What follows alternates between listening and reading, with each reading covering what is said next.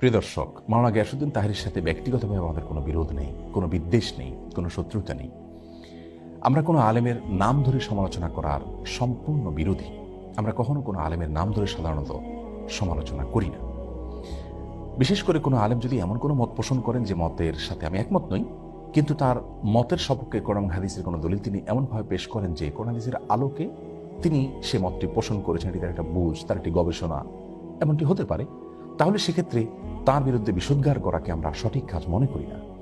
কিন্তু গানে গানে এখানে মাওলানা গিয়াসউদ্দিন তাহেরী সাহেব যে কথাগুলো বললেন, আল্লাহর দনরা সুলকে দিয়া গেলেন আল্লাহ গায়ের হইয়া, আল্লাহর দনরা সুলকে দিয়া গেলেন আল্লাহ গায়েব হইয়া, রাসূলের ধন খাজা পাইয়া,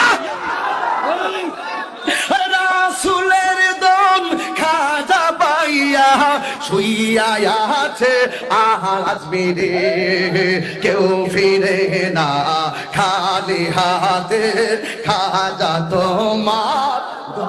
গানে গানে এখানে তিনি যে কথাগুলো বলেছেন, এ কথাগুলো যদি একজন ইমানদার মানুষ বলেন, বিশ্বাস করেন, তাহলে তিনি সঙ্গে সঙ্গে বেঈমান হয়ে যাবেন, সঙ্গে সঙ্গে তিনি ইসলাম থেকে খারিজ হয়ে যাবেন। তার সঙ্গে আর একজন মুশরিকের, একজন হিন্দুর কোনো পার্থক্য থাকবে না যদি তিনি এই গানের কথা মানাগুলোকে বিশ্বাস করেন। কারণ এখানে সুস্পষ্টভাবে আল্লাহর সঙ্গে শিরকে আকবর হয়, বড় শিরক হয়, এরকম কথা রয়েছে। এখানে বলা হচ্ছে যে আল্লাহর ধন রাসূলকে দিয়ে আল্লাহ গেলেন গায়েব হইয়া। আল্লাহর ধন যদি রাসূলকে দিয়ে আল্লাহ গায়েব হয়ে থাকেন, নাউজুবিল্লাহ, তাহলে সেক্ষেত্রে তার বিবরণ তো কোরআনে থাকবে, তার বিবরণ তো রাসূল আকরাম সাল্লাল্লাহু আলাইহি ওয়াসাল্লামের কোনো হাদিসে থাকবে। অথচ কোরআন হাদিসে এরকম কোনো কথা তো নাই, বরং হুবহু এর বিপরীতটি কোরআনে রয়েছে অত্যন্ত পরিষ্কারভাবে, স্পষ্টভাবে।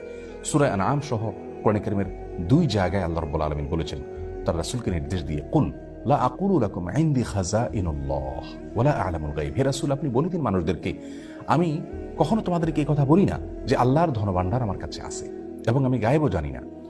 দেখুন, এখানে আল্লাহ রাব্বুল আলামিন পরিষ্কারভাবে তার রাসূল সাল্লাল্লাহু আলাইহি ওয়াসাল্লামকে বলছেন, আপনি বলে দিন মানুষদেরকে যে আল্লাহর ধনভাণ্ডার আমার কাছে নাই। সুবহানাল্লাহ, কেমন যেন এই গানের খণ্ডনে আল্লাহ তাআলা আয়াত নাযিল করেছেন। গানের কথামালা সরাসরি কোরআন কারীমের বিপরীত।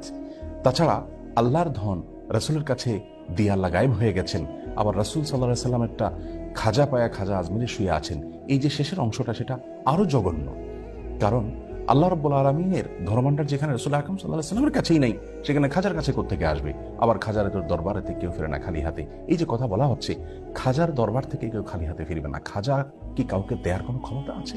পৃথিবীর কোনো কবর, সেটা যত বড় নেককার মানুষের হোক না কেন, যত বড় ভালো মানুষের হোক না কেন, তার কবর থেকে, তার কবর জিয়ারত করে সেখান থেকে মানুষের কোনো কিছু পাওয়ার কোনো সুযোগ আছে? কোরআন হাদিস বলে, ইসলাম বলে, সেখান থেকে মানুষের পাওয়ার কিচ্ছু নেই। রাসূল আকরাম সাল্লাল্লাহু আলাইহি ওয়াসাল্লাম তার এক সাহাবীকে বলেছেন, ওয়া ইযা সাআলতা ফাসআলিল্লাহ ওয়া ইযা ইসতাআনতা ফাসতাইন বিল্লাহ। কিছু চাইতে হলে আল্লাহর কাছে চাইবে, কোনো সাহায্য চাইতে হলে আল্লাহর কাছে চাইবে। কোনো কবর, কোনো মাজার, এখানে কি কোনো কিছু চাওয়া যাবে না? প্রতিদিন আমরা সালাতের প্রত্যেক রাকাতে সূরা ফাতিহা তেলাওয়াত করে থাকি, সেখানে আল্লাহ সুবহানাহু শিক্ষা দিয়েছেন বলার জন্য, ইয়াকা না'বুদু ওয়া ইয়াকা নাস্তাইন। হে আল্লাহ, আমরা আপনারই শুধু ইবাদত করি এবং আপনার কাছেই শুধু সাহায্য চাই। তার মানে সাহায্য আল্লাহ ছাড়া কারো কাছে চাওয়া যাবে না। সেখানে খাজার দরবার থেকে কেউ খালি হাতে ফিরে না, সেখানে যে চাওয়ার জন্য আমাদেরকে নির্দেশ দেওয়া হচ্ছে, নির্দেশনা দেওয়া হচ্ছে।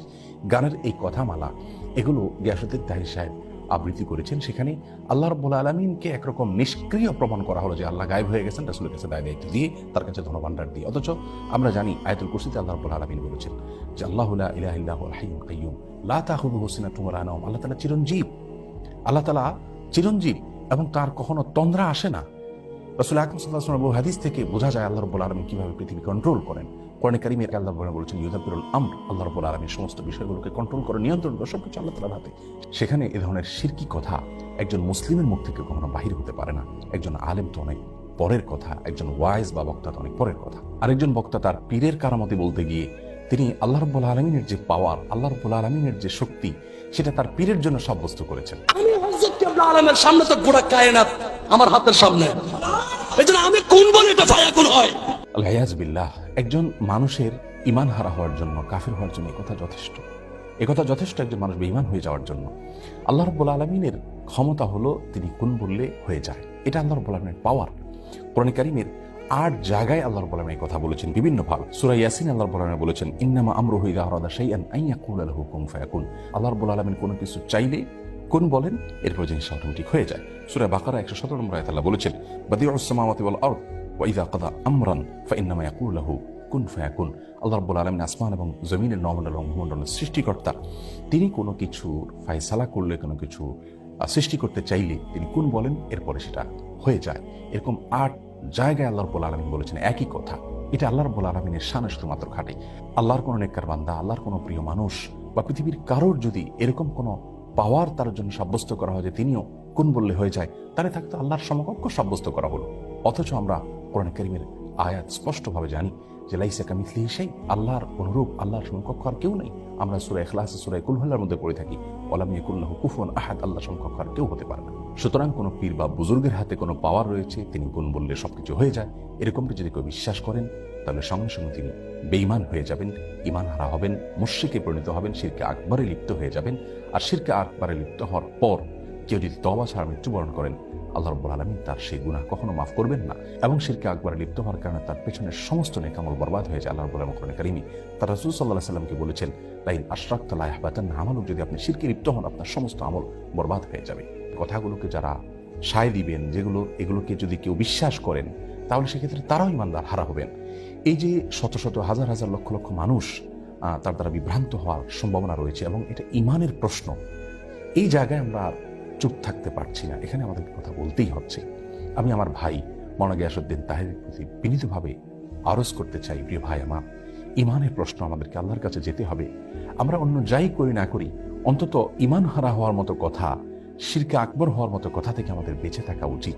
আল্লাহ রাব্বুল আলামিনের ভয়ে অন্তত আপনি তওবা করুন এবং আল্লাহর কাছে ফিরে আসুন এবং আপনার এই কথাকে আপনি প্রত্যাহার করুন। এতে আপনি আল্লাহর কাছে সম্মানিত হবেন, মানুষের কাছেও সম্মানিত হবেন ইনশাআল্লাহ বিইذنিল্লাহ। আল্লাহ তাআলা আমাদের সকলকে শুদ্ধ এবং সুন্দরের পথে থাকার তৌফিক দান করুন, ঈমান হারা হওয়ার মতো কথা এবং বিশ্বাস থেকে বেঁচে থাকার তৌফিক নসিব করুন। আসসালামু আলাইকুম ওয়া রাহমাতুল্লাহি